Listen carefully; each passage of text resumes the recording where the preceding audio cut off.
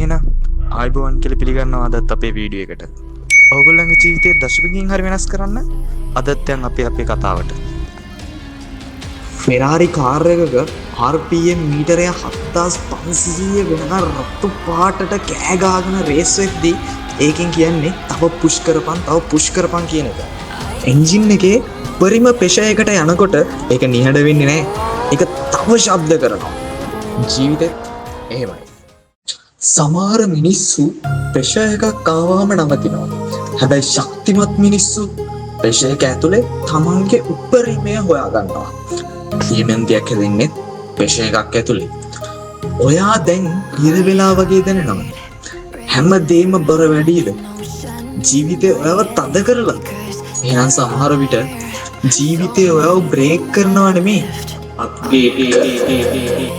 Ferrari එක 7500 RPM වෙනකල් කෑ ගහගෙන රේස් වෙන්නේ ඒක එන්ජින් එක දුර්වල නිසා නෙමෙයි.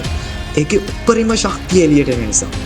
මතක තියාගන්න ප්‍රෙෂර් එක ඔයාව ඩිස්ට්‍රොයි කරන්නත් පුළුවන්. එහෙම නැත්නම් ඔයාව ලෙජන්ඩ් කෙනෙක් කරන්නත් පුළුවන්. මොකද ගින්න රන් දිය කරනවා. හැබැයි ඒ ගින්නම රන් වලට වටිනාකමක් ගෙනත් දෙනවා. ජීවිතේ ඔයාව තද කරන්නේ ඔයාව නවත්තන්න නෙමෙයි, තව ශක්තිමත් කරන්න. මතක තියාගන්න සාමාන්‍ය මිනිස්සු කම්ෆර්ට් සෝන් එකේ. ශක්තිමත් මිනිස්සු හැදෙන්නේ ප්‍රෙෂර් එකක්. සමහර රෑවල් නිදාගන්න බැරි වෙයි. සමහර දවස් හැමදේම අතහැරලා දාන්න හිතෙයි. හැබැයි ඒ මොහොතවල් ඇතුළෙම තමයි ශක්තිමත් මිනිස්සු හැදෙන්නේ.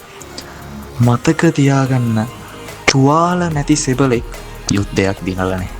ඒ නිසා දැන් තියෙන ප්‍රෙෂර් එක සමහර විට ඔයාව සාමාන්‍ය කෙනෙක්ගෙන් අසාමාන්‍ය කෙනෙක් කරන ප්‍රොසෙස් එක වෙන්න පුළුවන්. ඉතින් අපි තවත් දවසක හම්බෙමු. මේ